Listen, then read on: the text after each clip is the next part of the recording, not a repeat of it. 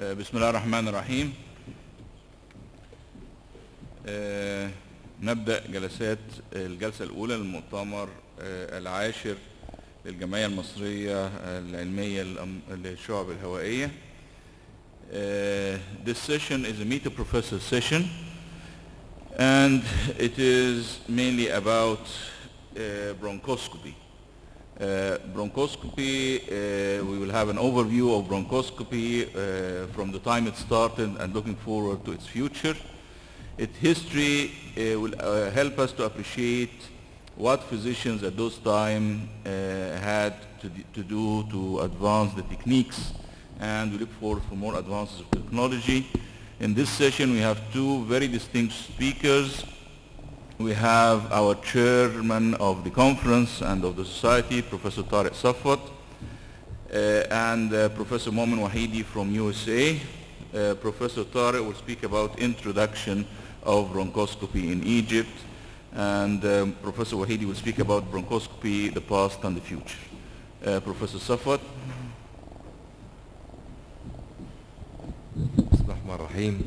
Thank you, Mr. Chairman. It's my pleasure to be here. It's a pleasure and honor to be here.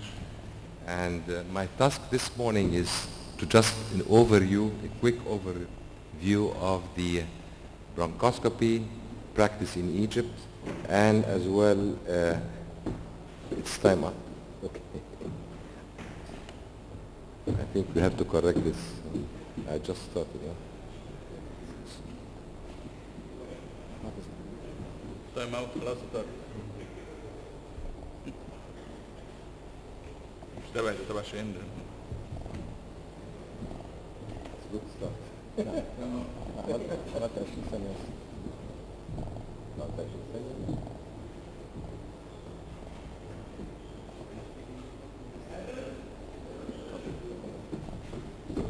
So I'm going just to give a quick overview of fiber optic bronchoscopy and rigid bronchoscopy, our practice in Egypt, and its the pros and cons. Well, the godfather of fiber optic bronchoscopy was Japanese Professor Chikita Ikeda, and he's the godfather of fiber optic bronchoscopy. The first prototype was completed and delivered on July 1966. Endoscopic examination of the tracheal bronchial tree has markedly progressed from that time and onwards. So that was the real revolution at that time with the fiber optic bronchoscopy. As we're all familiar with, we used to practice with a rigid bronchoscope before the fiber optic optics, and the problem was with the rigid bronchoscopy, it needs general anesthesia. It needs a special maneuver and a special training. Fiber optic bronchoscopy, the patient is more comfortable, and extension of the neck is not mandatory, is not needed, especially for those who have neck stiffness, and it can be performed, of course, under general and under local anesthesia. Rigid bronchoscopy, you should do it under general anesthesia. Of course, everything has a pros and a cons, and the positives and the negatives. The first fiber optic bronchoscopy was introduced in Egypt by our mentor, my Professor Hassan Hosni, and that was in 1972. And at that time started a kind of revolution in Egypt by the diagnostics and therapeutics. And that was the first fiber optic bronchoscopy. Even it was introduced before the gastroenterology endoscope. So the first fiber optic introduced in Egypt was the bronchoscope. From 72 onwards, the practice of flexible bronchoscopy became more and more popular and an important diagnostic and therapeutic procedure in many centers in Egypt, and an interesting area for pulmonary fellows in their training program. That's very interesting for those coming to be trained. On the other hand, rigid bronchoscopy, which used to be popular before 1972, was neglected, to be later on revived again in the 90s with the introduction of interventional bronchology. So it's again, we started again in the early 90s by proceeding with the interventional bronchology. I'd like to welcome my professor and my mentor, Professor Hassan Hosni. I just mentioned, Professor Hassan, that you are the first to introduce the fiber optic bronchoscopy in Egypt. These are courtesy of Dr. Henry Colt, some of the slides. The bronchoscopy, that's an art. And we have 8 basic principles in bronchoscopy. The bronchoscope wants to do bronchoscopy. We should stay in the midline, moderation in everything, slow down. We have to think. If you don't know where you are, you probably shouldn't be there. Force is wrong. We never do force. It's a very simple procedure, and we have to be very gentle. We have to be slow down to finish faster. The treasure basic values are peace, harmony, and kindness, and you and the bronchoscope are one unit. It's a very elegant and it's a very fragile piece of our instrument. It has a fragile charge CCD, which is the charge coupled device at the distal extremity of the insertion tube here. The working channel range from 1 to 3 millimeter in diameter. Insertion tube range from 2 to 0.5 to 6 millimeter in diameter. Mind you that this is very fragile, so we always instruct the beginners to handle it like a small baby. You have to handle it very carefully. We have either the nasal approach with the patient from the most patient from the nostril. That's the very common procedure, and we have to look for any deviated septum and or history of broken nose, and of course we lubricate with lignocaine or the oral approach. But the oral approach, we have to insert the mouthpiece to prevent any damage of the fiber. Even if you introduce an endotracheal tube, you have to have as well a mouthpiece to avoid damaging. If you have this damage, that will cost a lot of money. In Egypt, that will cost you to change the fiber at least 70,000 to 80,000 Egyptian pounds, which is equivalent of 15,000 to 20,000 US dollars, which is quite a sum. Manipulating the control, whenever we're manipulating the control, that's like driving a car. That's the handle, and you have to have your elbow tucked to the body. We shouldn't swing our elbow. It's elegance and it's awareness. Flexion and extension. It's very important for the beginners to know what's flexion and extension, because there is a fixation at the handle. If you do it forcibly, you can break the tip. You can break this tip, and this will need a lot of repair. Manipulating the insertion tube, we never push from upwards. We just control it from here, and we go easily through the nostril or through the mouth, the oral space, oral cavity. The scope should be straight. That should be always straight, and the back is straight. And you have to be sure in your procedure, and the patient should be relaxed as well. You don't show him that you're too much agitated or too much anxious. So we have to avoid this bending, and this should be, the insertion tube should be straight. And correct hand position. Whenever you go through the nostril, you have to be very gentle. You don't put too much pressure on the face of the patient. So it's weight and balance. The posture is more important. Position. You have to stand erect, be decisive, comfort the patient. You shouldn't show the patient that you're too much anxious. You have to be decisive. Mind you that the procedure is more than 90% done under local anesthesia. So you have to reassure the patient, and this is very important, reassurance of the patient in your procedure. Before doing any bronchoscopy, you have to know the anatomic examination. You have to study the anatomy. You have to know the segments. You have to know the subsegments. If you don't know this, you don't do the bronchoscopy.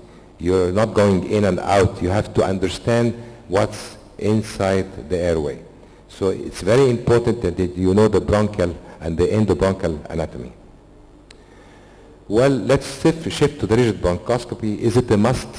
Now a lot of centers, they use the fiber optic bronchoscopy, and they are neglecting the rigid bronchoscopy. I believe that rigid bronchoscopy is important, especially for those who are going to study or to get training in interventional bronchoscopy. This is the system we're using. We're using the Bryan system for laser or electro, or the STOR system. And why we say why rigid bronchoscopy? There are many indications for rigid bronchoscopy, including bleeding or hemorrhage.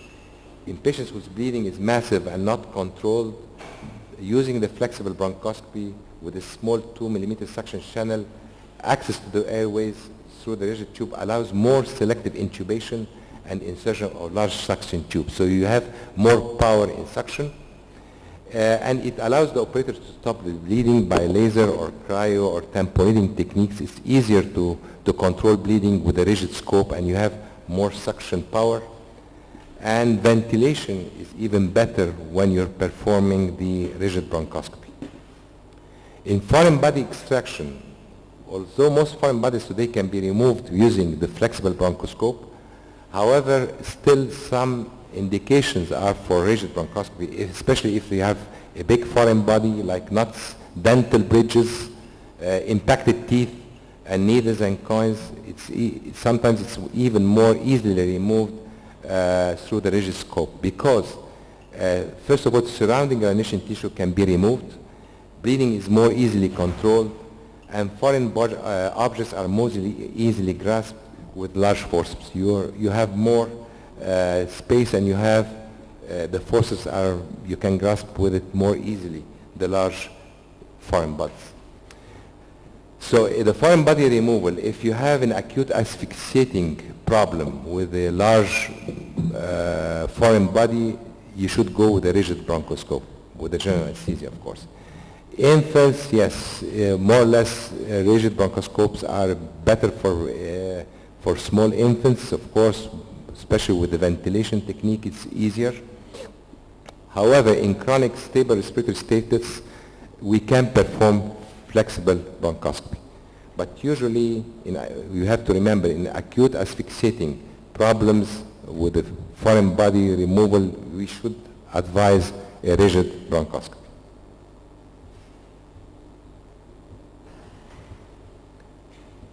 Why it doesn't shift? It doesn't.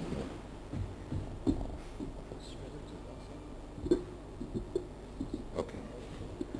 Some advantage of rigid bronchoscopy, we have deeper biopsy specimen. One fiber optic specimen is inadequate. We can dilate, and we perform dilatation of tracheal or bronchial strictures. We can debulk endobronchial masses. Stents insertion, especially GMO stents, that's the one we prefer in our, because it's even cheaper than the other, like Ultraflex and the metallic stents. It's cheaper, and we prefer the GMO stents in our practice. And pediatric bronchoscopy and foreign body extraction, we prefer the rigid bronchoscope. The con fiber optic removal of foreign body, because it has a narrow channel, small extraction instruments, and loss of objects in the subglottic area, fracture of organic objects, and pediatric patients. That's the against fiber optic, especially the small and narrow channel. The pro fiber optic bronchoscopy, that we can eliminate the need for general anesthesia, so we don't need an anesthetist. It can be used through an endotracheal tube. This will need, of course, a general anesthesia. Oxygenation can be maintained through a face mask. And the fiber optic bronchoscopy, you have more distance to go distally if needed. And local anesthesia maintains the cough reflex, which facilitates when you cough to get out the foreign body, you expel the foreign body. That's a foreign body extracted. That was a big nut. With the snares, these are the snares. That was removed with a foreign body, with the fiber optic. That's the basket taking a foreign body as well. We can take out a foreign body with a Fogarty catheter. We go in with a Fogarty catheter distal to the foreign body, and it's deflated, and then we inflate it distal to the foreign body, and we push it upwards, and the patient under local anesthesia can cough and get it out. We can get a foreign body as well with a fiber optic, with a with a cryoadhesion. And it's a non-withdrawal technique. You have the foreign body with a cryo, with the ice ball, and you fix it on the foreign body, and you extract it and the fiber optic all together in one piece. You don't push it through the channel. You go all the system, the cryo and the fiber optic with the fiber optic outside, the non-withdrawal technique. That's a foreign body pin extracted with a fiber optic bronchoscope. So the take-home message for the foreign body, it should be removed as soon as possible, as it can cause severe complications if left. It's a thorough endobronchial examination is a must. Non-asphyxiating foreign body can be easily removed with a flexible bronchoscope. Rigid bronchoscopy should be considered in different presentations. The gold standard in our practice, you have to master your technique. Whether it's a rigid, whether it's a fiber optic, you master the technique and go ahead. In interventional bronchoscopy, we have a pre-procedure investigation you're all familiar with. We have to have a history, proper history, physical examination, and the previous treatment taken if he's taking anticoagulation, etc. Laboratory tests should be done, pulmonary functions, of course. Indications, it's relief of dyspnea. That's the main indication for interventional bronchoscopy, is to relieve dyspnea, obstruction of the airway lumen. If it's more than 50%, you go with the rigid bronchoscope and you open the airway, or with the fiber optic. And if you have severe hemoptysis, the lung beyond the obstruction should be viable, and dyspnea is related to the obstruction. If it's non-viable, and if the obstruction is more than a month, and you have atelectatic or a collapsed lung more than a month, it would be difficult to open the airway, and the lung would be unhealthy. That's the system, as I mentioned, the rigid scopes we're using, and that's the stent we're using. That's the Gimon stent of Professor Gimon from Marseille. It has a fixed diameter, and we have different diameters. It has a wide lumen. We have studs here. The studs, the main reason of the studs is to fix the stent through the intercartilaginous spaces. It's easy to remove. It's cheaper than other stents. However, the clearance of secretions is sometimes very difficult. You should regularly make a bronchial toilet with fiber optic bronchoscopy to remove the crust and the sticky mucus on the wall of the Gimon. And that's one of the disadvantages, which is actually a disadvantage in a lot of stents. Rigid bronchoscopy is, of course, an ideal instrument for many therapeutic procedures available to the interventional pulmonologists and surgeons today, like laser photocoagulation and electro. We use both of them. And resection of benign tracheal and bronchial strictures. It's very interesting to use the rigid bronchoscopy in this situation.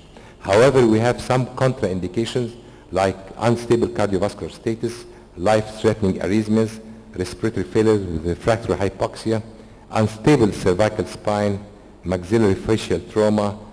The ICU patients, of course, we cannot proceed with the rigid bronchoscope, distally located foreign bodies, and especially if you're inexperienced in rigid bronchoscopy, you have to have an experience in rigid bronchoscopy and the team adequately trained in this area. Training for rigid bronchoscopy, that's my concluding remarks.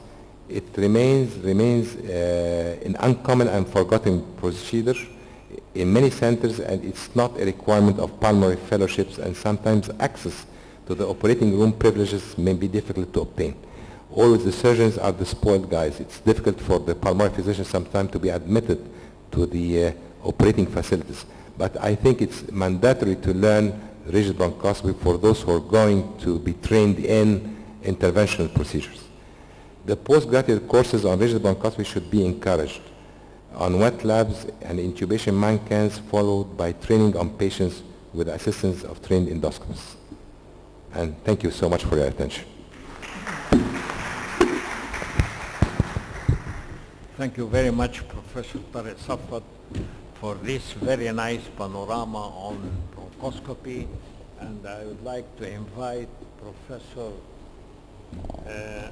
Mu'min Wahidi for his talk on bronchoscopy, past and future.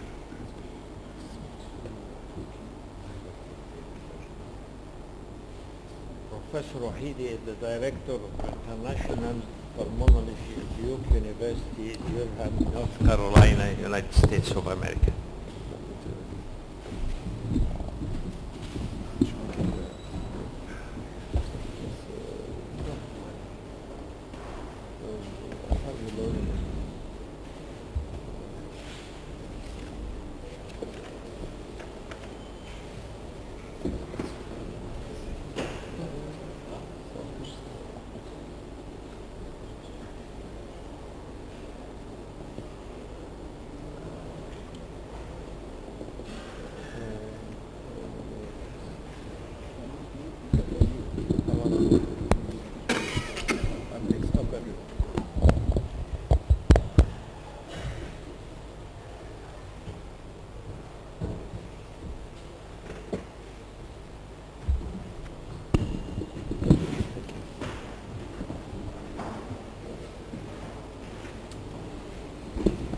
Good morning and assalamu alaikum. I'm really delighted to be here. It's an honor, and I'm really impressed by your society and all the progress you made in the chest medicine area. So it's a real pleasure, and thank you for inviting me closer.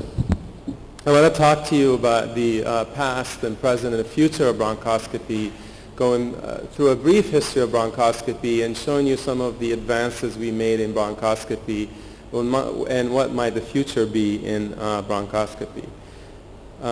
So let's talk a little bit about the history of bronchoscopy. I think Dr. Safwat covered a little bit of that history, but I think we owe a lot to Dr. Gustav Killian, who's a German ENT physician who actually used the rigid bronchoscope for the first time in 1897 to remove a pork bone from a farmer's trachea. And this is a picture of Dr. Killian doing this. Of course, back then, there's no general anesthesia. The patient is awake, so you can imagine how difficult that procedure is. And later on, it was described in the literature how much Dr. Killian did, and his student published his work, and he removed close to 700 foreign objects between 1911 and 1921. From almost 703 patients with a success rate of 98%, pretty impressive endoscopists back then. And then a little history about bronchoscopy in the United States. Actually, Dr. Chevalier Jackson at the University of Pennsylvania in Philadelphia learned the technique from Dr. Killian and introduced it to the United States in about 1904, where he made major improvements to the scope, and he's considered the father of bronchoscopy in the United States. I always like this quote from Dr. Chevalier Jackson about his enthusiasm for bronchoscopy. This is a quote from him when he was performing a bronchoscopy, how he felt about what he sees. And he says, "The bronchi enlarge and elongate at each inspiration, diminish and shorten during expiration. The heart at each beat dings in the bronchial wall. The thumping is transmitted to the fingers holding the inserted bronchoscope. One gets the impression of being in the midst of the machinery of life itself." This is the type of enthusiasm these pioneers in bronchoscopy had when performing this procedure.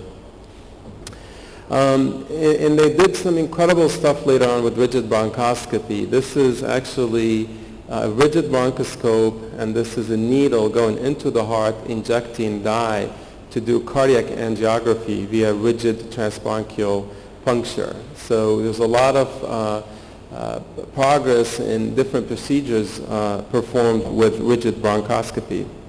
And then, of course, flexible bronchoscopy came with Dr. Shigeto Ikeda from Japan that introduced flexible bronchoscopy in 1967. And that was a major improvement. Of course, it's an easier procedure and became widely available, and that made the use of rigid bronchoscopy less and less throughout the world. So here are some bronchoscopy milestones. I think we take for granted all the techniques that we use today with bronchoscopy, but it took a lot of hard work on the part of a lot of physicians to accomplish these milestones. In 1974 was the first report of doing a bronchial alveolar lavage.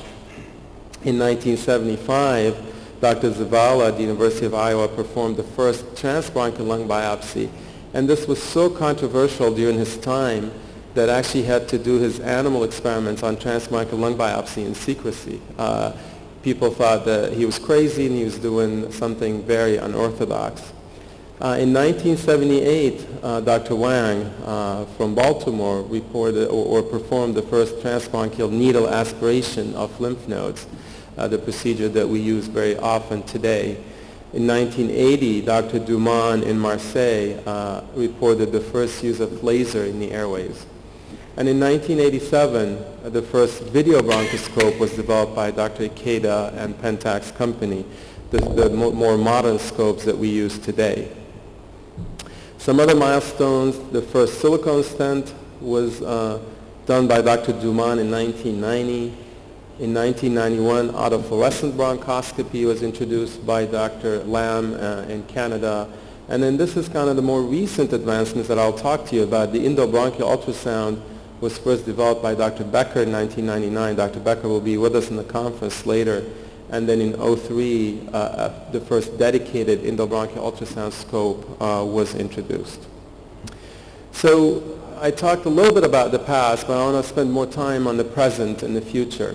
And what I want to talk about to you about is the advances in therapeutic bronchoscopy, which Dr. Safwa touched on, the evolution of interventional pulmonology, the resurgence of rigid bronchoscopy, bronchial thermoplasty in asthma, which is a new procedure, and some device research in emphysema. And then advances in diagnostic bronchoscopy, especially in the bronchial ultrasound, navigation bronchoscopy, and fiber confocal microscopy. And then we'll talk a little bit about what might the future look like in the next maybe 10, 20 years. So as Dr. Safwat was talking about, rigid bronchoscopy is an important tool in bronchoscopy, and it's really made a resurgence because of interventional pulmonology and the rapid growth of available technology for therapeutic bronchoscopy.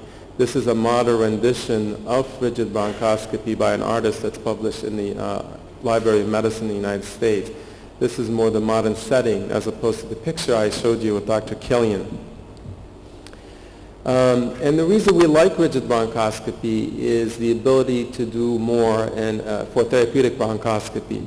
A lot of you are familiar with it, but just a quick reminder, it's a straight hollow metal tube, has large internal diameter, and has different ports on the proximal part of it to ventilate the patient while you're doing the procedure. It has a bevel tip that can lift tissue and also resect tissue. And this is a video of actually inserting the rigid scope, and insertion of the rigid scope. Let's see. So the video's not working.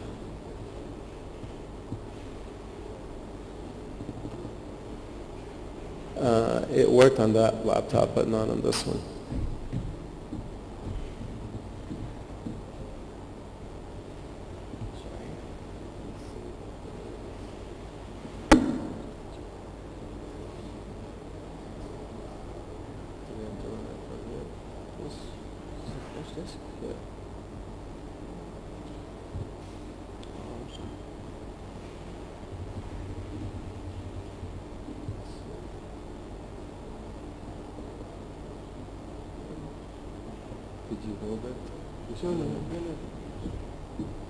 Sorry about that. Just give us 1 minute to make sure that we run these movies.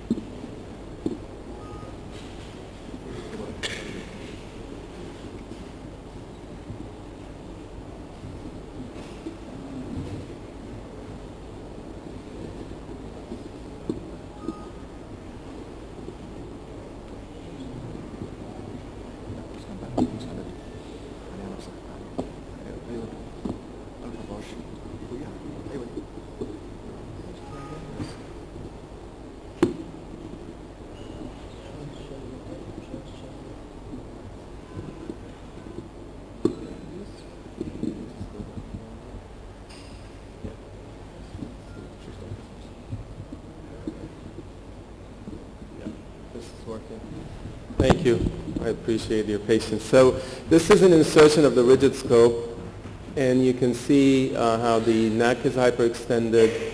The scope goes in, and you're looking for the epiglottis, and you lift the epiglottis once you find it, looking for the vocal cords, and then you turn a 45-degree angle to go inside, to go through the trachea, and then you complete the turn with another 45-degree angle. So as Dr. Safwat mentioned, this needs special training. And with proper training, I think you can do this safely with minimal complications. And again, the reason we like rigid bronchoscopy is the ability to remove foreign objects, the ability to control bleeding in massive hemoptysis, to dissect tumors, and then to dilate stenosis. And you do that while you're able to ventilate the patient and oxygenate him. You can put large bore suction catheters and use any modality, therapeutic modality such as laser. This is a movie of resection of endobronchial lesion.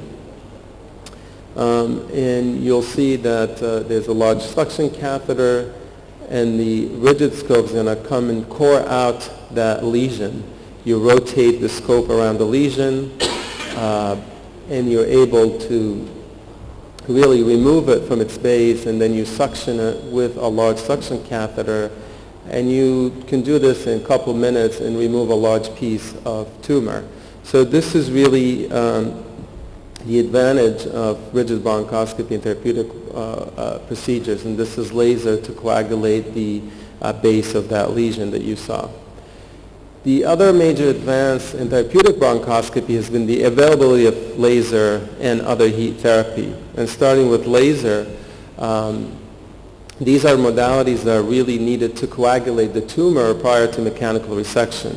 Laser and electrocautery have been the main modalities that we use in the airways, but there are others that are less commonly used.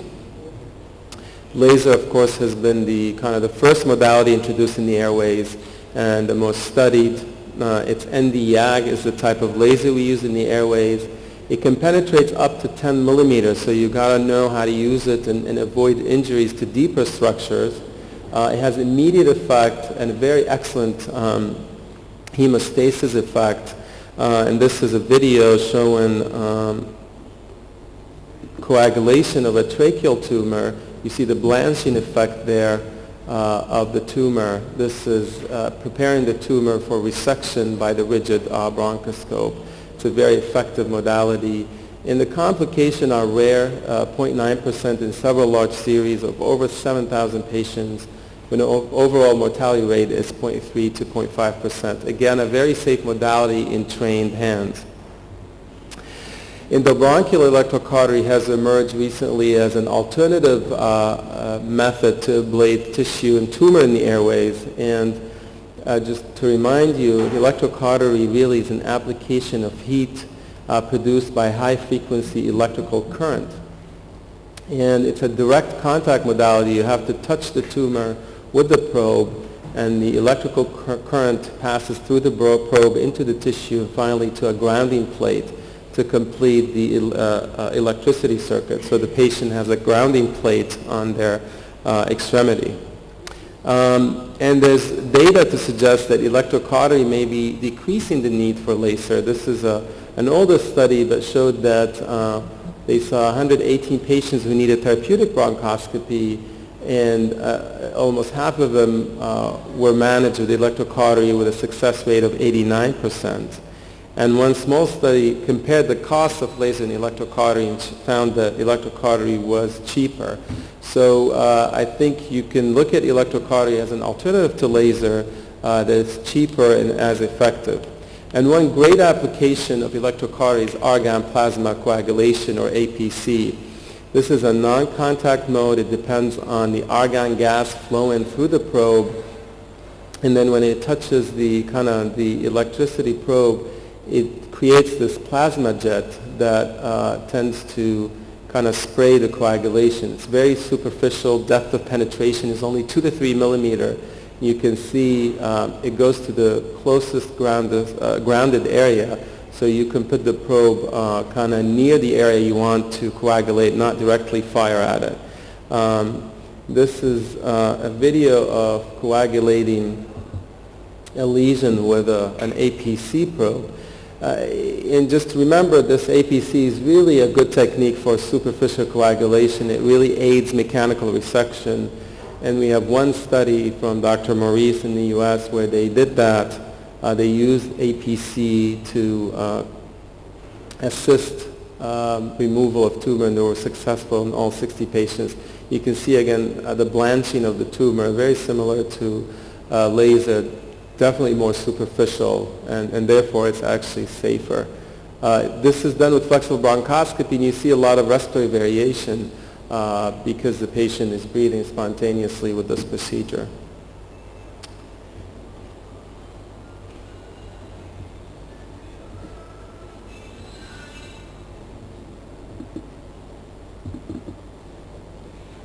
The next advanced in therapeutic bronchoscopy is really the availability of airway stents, which has really only happened in the last 20 years or so. And stents can be very valuable tools in bronchoscopy. It's a treatment of choice for patients with extrinsic airway compression and can lead to immediate symptomatic improvement. Remember, the type of lesions we see in the airways are either purely endobronchial, purely extrinsic compression from the outside, or a mixed type of disease where there's endobronchial lesion and extrinsic compression. And stents really work in B or C, where you're trying to open the airways. There's a lot of types of stents available on the market, but a lot of them were taken off the market because of complications and problems. And now we're left with metallic stents, silicone stents, hybrid stents, and then now under investigations are drug-eluting stents and bioabsorbable stents, which promise to solve some of the problems we have with stents. And I'm going to kind of discuss each type briefly here. So metallic stents are made of nitinol, the special metal, can be placed with rigid or flexible bronchoscopy, and they tend to embed in the bronchial mucosa, which good and bad. That means there's less interference with clearance of secretions, but then and a low risk of migration, but then they're more difficult to remove. So once you place a metallic stent, within a few months it becomes very difficult to remove, and that can create a problem when you want to put these metallic stents in patients who are expected to live longer. This is one case illustration, one dramatic case where a patient came with stridor and had esophageal cancer present on her trachea. This is the tracheal lumen. You can barely see it. It's almost only a slit. And then by rushing the patient to the OR, doing rigid bronchoscopy, placing a metallic stent, you can see the open airways, and which saved the patient from asphyxiation and death. Silicone stents, again, Dr. Safwat showed them. They're tubes of silicone. They have these studs on them to prevent migration. They still have a higher risk of migration than metallic stents, and they definitely interfere more with clearance of secretions because of the nature of them being a tubular structure, and they require rigid bronchoscopy for placement. You can see the silicone stent here in the airway. And more recently, the hybrid stents became available, and these are stents made of both metallic and silicone, and the advantage of them that they can be easily removed and can be used both for malignant and benign airway disease. They're recently approved, about 3 years. We don't have a lot of experience with them, although there's a growing experience with them. I want to switch a little bit now and talk to you about the advances in diagnostic bronchoscopy that are available to us today. And one of those really major advances is endobronchial ultrasound. So traditionally, the view of the endoscopist is limited to the internal surface of the airways. But endobronchial ultrasound came and allowed us to assess the structures just outside the airways, and also allowed us to sample the lymph nodes with real-time guidance by visualization of the lymph node you want to sample. So this is the typical patient with lung cancer, a lung mass in the left lung, and there's a lymph node in the right paratracheal area. And really, if you sample that lymph node with accuracy, then you've already staged the patient into an advanced stage that's not treated with surgery, and you really help the patient and avoided potentially more extensive surgery. This is the endobronchial ultrasound scope, has an ultrasound probe at the tip, and has the needle. And you can see here the lymph node with the needle in it. And this is not a large lymph node, but you can see it and sample it with accuracy. And this is the blood vessel under it. And here's a video of that, and I hope you can see it. But this is a subcarinal lymph node. You can see that grayish material. This is the lymph node. And these are the centimeter marks. So this is not a huge lymph node, about 1.5 centimeters. It's a blood vessel. You can see now the needle sampling that lymph node. And you can really see it and sample it with a great accuracy. How do we use EBUS? What are the clinical indications for it? Is staging of lung cancer, diagnosis of unknown hilar and mediastinal lymphadenopathy, and diagnosis of mediastinal tumor. But the real major advance really has been the staging of lung cancer. This is the usual lymph node stations that we can sample for lung cancer staging. This is all the numbers of the lymph node stations. You can see in yellow is actually the lymph node stations that mediastinoscopy can reach, only 1, 2, 4, and 7. But in yellow and purple are all the stations that endobronchial ultrasound can reach, so a much farther reach. And then in that blue is lymph nodes that esophageal ultrasound, EUS, can reach.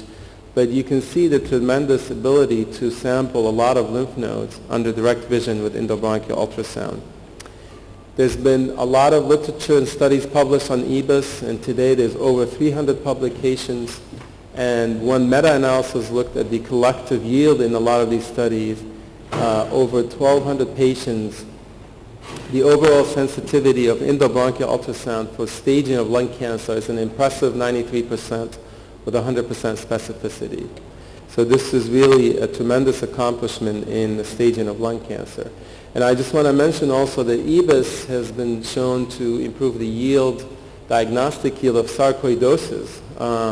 So in one randomized controlled trial where they compared standard versus EBUS-guided TBNA, EBUS did much better than conventional TBNA, 83% versus 53%, which is an impressive yield.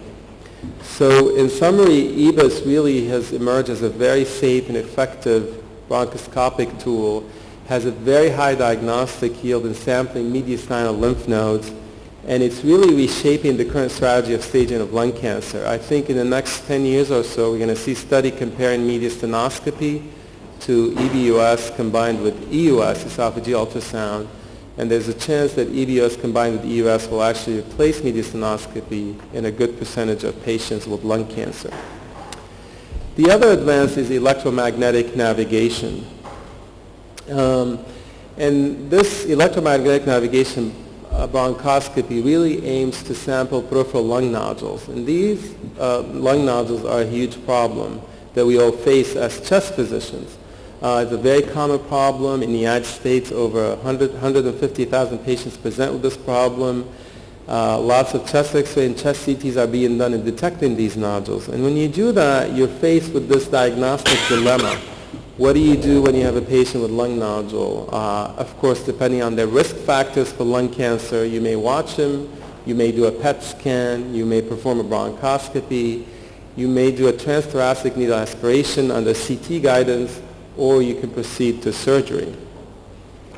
Well, navigation is a new technology that allows you to sample these peripheral lung nodules with more accuracy. So it's like a GPS system for your car.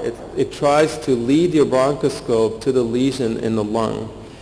And it really depends on the CAT scan technology. It takes that CAT scan, forms a pathway to the lesion, and then tries to couple that pathway with information, real-time information coming from when you're doing the bronchoscopy. The patient usually lies on a magnetic board. There's a magnetic field around the patient which tells the software where the patient is and where the lesion is. So this is how the procedure works. We get a CAT scan, we put it on a CD, we put it in a laptop, and then generate that pathway to the lesion. And then when you're doing the bronchoscopy, you use that information to guide you to the lesion. And I'll show you a movie with the procedure. Here you start the procedure with kind of matching the bronchoscopy to the CT. You have some landmark. We call this registration. And so you have specific landmarks like the carina or right upper lobe carina or left upper lobe carina and so forth. And that way the CAT scan, the software knows, kind of couples these landmarks with the patient's landmark. And based on that, you will then now be guided to that lesion. And you'll see here in a second how we guide the bronchoscope. So now you have the lesion, it's tagged, and then you have a handle, proximal handle through the scope that actually you can twist and rotate. This is the green is your target, and you're trying to direct your scope to it. And you'll see here that we're approaching it, and now we're kind of bullseyes is where the nodule is. So this is a technology, almost like a video game, to try to guide you to the lesion in the peripheral lung. The yield, though, has not been as great as we thought. There's a lot of factors that affect that, including respiratory variation, and so the yield has been anywhere between 69 to 74%. It's better than the traditional conventional bronchoscopy yield, which ranges between 36 and 86%. But we'd like to see this yield much higher because this is an expensive technology, and I think we have improvement in this technology and moving toward a yield that's closer to 80%. So in summary, electromagnetic navigation is a promising and empowering technology, still in evolution, but I think it can really help us in sampling the peripheral lung nodules, and with improvement it will be a very useful technology. Just a few slides on this newer technology called fibered confocal microscopy. This is a new technology that actually allows real-time and dynamic imaging of a thin section of a biological tissue. So you put a probe on a tissue and actually gives you image of that tissue, real-time live image of a tissue. And that's what the concept of optical biopsy, meaning that you can look at the histology of a tissue without taking a biopsy and can potentially enable you to make a judgment call on whether this is tumor or benign tissue. And this is, in this technology, you obtain this through a thin fiber. It's a laser-based technology. Again, it's a fiber that you insert through the scope. And this is the type of images you get. And this is a study done on 24 patients where they did autofluorescent bronchoscopy, biopsies, and also put this confocal fiber. And you can see they identified a normal pattern. This is a normal pattern of a bronchial tissue. This is a bronchial gland opening. And you see how regular this is as opposed to this kind of disarray that they saw in metaplastic and carcinoma in situ lesions. And so this is without doing a biopsy. This is just by putting this fiber on the tissue. So you can see the potentials that you can identify a malignant pattern without doing a biopsy with this technology. And furthermore, actually, you can put that probe all the way to the periphery of the lung, just like when you do transbronchial lung biopsy, and look at the alveoli. This is an amazing image of the alveoli, and you can, I don't know if you can see it, you can even see the macrophages inside the alveoli. So this has tremendous potentials to diagnose interstitial lung disease or other diseases without even a biopsy. So I think, again, it's a promising technology. It's new. We don't have all the patterns, the abnormal or the normal patterns, but that's what we're working toward. And the future may be that you can recognize a tissue abnormality without a biopsy. I want to talk next about bronchial thermoplasty for severe asthma. This has been a major advancement that actually was approved in the United States this year. And we never thought that we can treat asthma with bronchoscopy. But actually this is a technology now that's approved. So the idea is that in asthma there's narrowing of the airways caused by contraction of the airway smooth muscle. This is kind of normal airway. This is contracted airways. And the contraction of the airway smooth muscle is a major feature in asthmatic patients. So the idea was, well, if you can get rid of some of that smooth muscles, if we reduce that smooth muscle mass, maybe we'll improve the symptoms of these patients. And the idea was to try to apply radiofrequency heat, ablation heat, to try to reduce that smooth airway muscle mass. Here's a kind of depiction of that procedure. This is a bronchoscopy that's done actually in 3 sessions. Each session treats a segment of the lung. You put the bronchoscope in, and then you put the thermoplasty catheter out and deliver radiofrequency ablation at these prongs. They touch the tissue at those areas, and that delivers heat therapy, which can ablate the smooth muscles and reduces its size. So this is done kind of every few millimeters, so you can cover a good portion of the bronchus and reduce the smooth muscle mass. And it's done, as I told you, 3 separate bronchoscopy. So when they first came up with this idea, there was a lot of doubters that this can treat asthma. And this actually just the system. This is the thermoplasty catheter, the RFA. This is kind of the controller where you hook up the catheter, and you put this through the flexible scope channel. But the definitive study was done in the United States and Europe and other centers, and recruited 288 patients, where some patients had the procedure, some patients had sham bronchoscopy, where you put the bronchoscope in but don't do the procedure. And they compared the outcomes. And this is the kind of asthma questionnaire, quality of life. There was some difference, but it was not very impressive. You can see 79% of the thermoplasty improved on that score, but also 64% of the sham procedure group improved, because asthma is such a psychological disease sometimes. But this is where thermoplasty was impressive. It reduced severe exacerbation, a 32% reduction, emergency department visits, 84% reduction, and days missed from work and school, impressively from 3.9 to 1.32. And this is a depiction of that, and you can see the real improvement in severe exacerbation between people who received thermoplasty and people who did not, as well as the reduction in the ER visit. Now, reminder, this is only in severe asthma, not mild asthma. These are patients who are already on inhaled steroids and maximal treatment, yet they still have severe persistent asthma with daily symptoms. Of course, there's concern about what kind of damage can we cause these patients with bronchoscopy and thermoplasty in these patients with severe asthma. And the study showed that there were some issues with safety, but most of the common adverse events were airway irritation with worsening asthma symptoms, wheezing, cough, and some upper respiratory infections.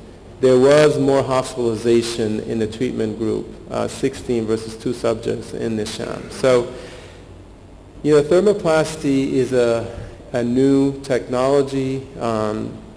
It has been shown with good studies to improve the quality of life and reduces the ER visits and exacerbation in asthma. I think we're proceeding with caution in the United States. We are starting to do this procedure in asthma patients, and we're going to hopefully learn about it more as we do it cautiously. But it's an impressive advancement to be able to treat severe asthma with a bronchoscopic technology.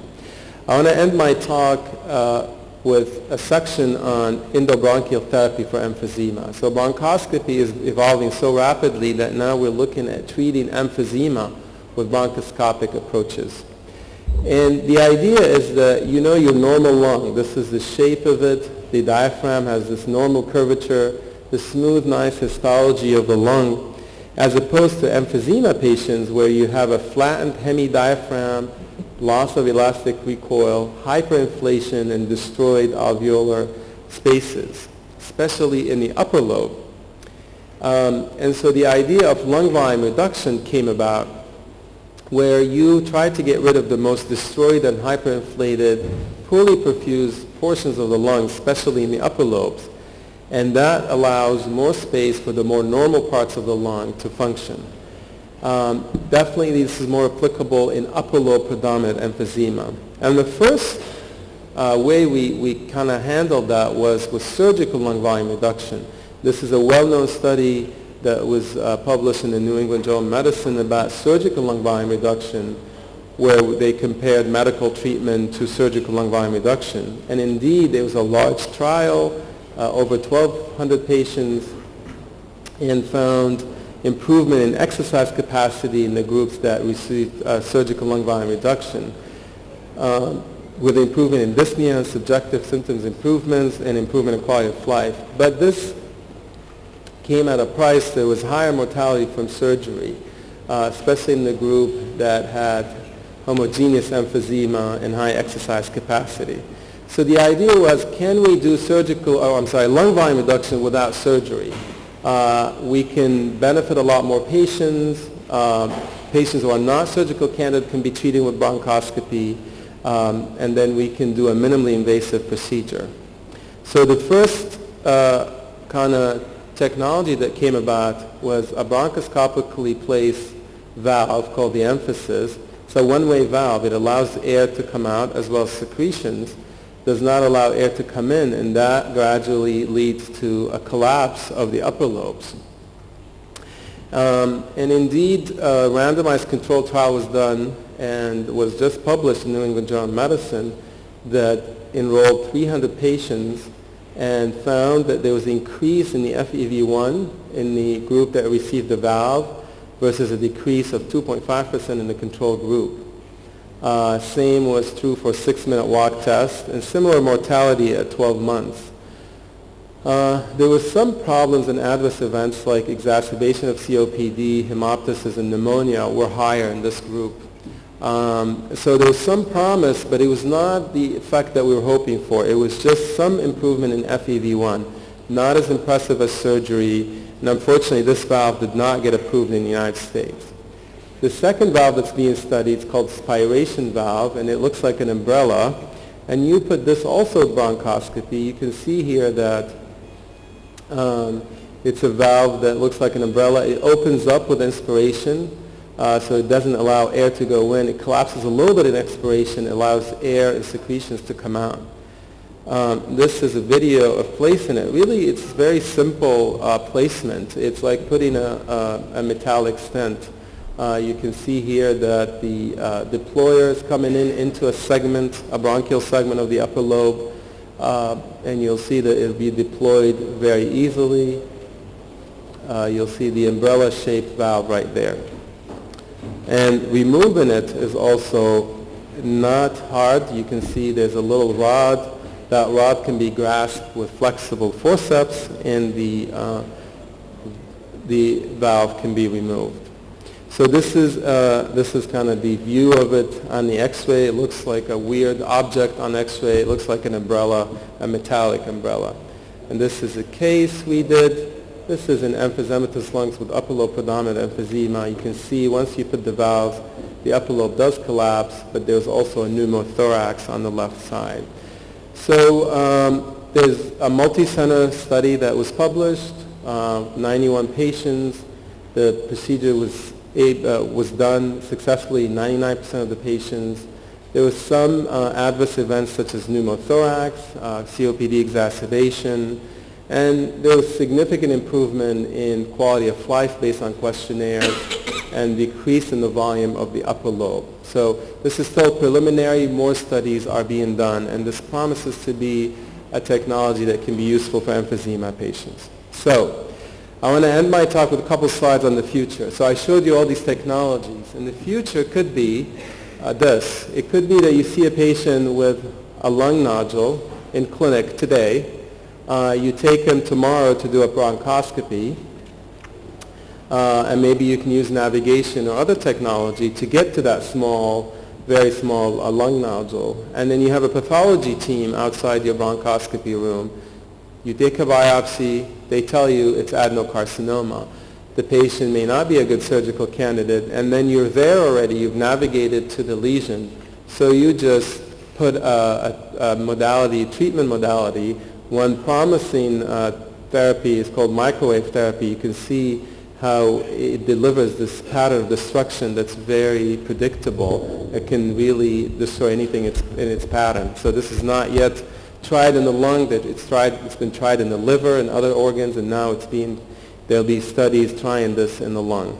Or the future could be that there's a patient with occasional hemoptysis, and you do a bronchoscopy and find a small endobronchial lesion.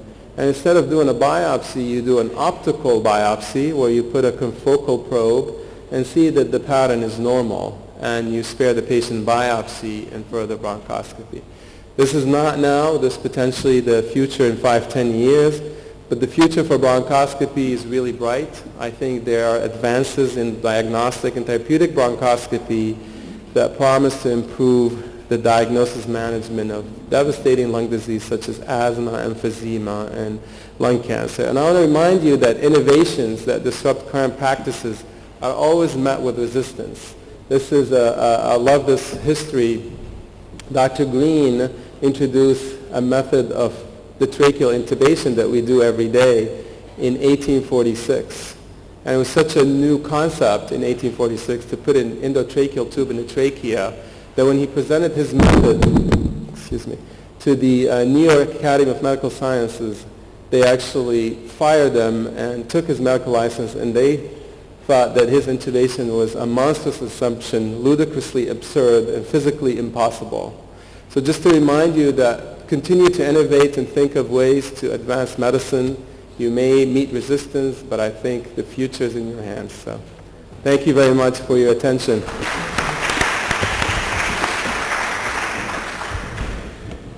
Thank you so much, Professor Momin, for a very elegant expose on the past and future. Due to the sake of time, and because we're getting now to the second session, the questions and answers can be delivered to Professor Momin or myself during the coffee break, will be available. And I have to invite for the next session the chairpersons, Professor Midhat Abdel Khaliq, Professor Gamal Al-Kholi, Professor Abdel Sadiq Al-A'raq, and Professor Mohammed Abdel Sabur. Actually, we have a session now on the thoracoscopy with very elegant speakers. But mind you that we have a parallel session as well in Hall B, the second floor, and it's on the pediatrics, on the bronchial asthma in pediatric population. And for housekeeping information for the house officers, they have to meet at room 102. So let me invite the chairpersons of the second session.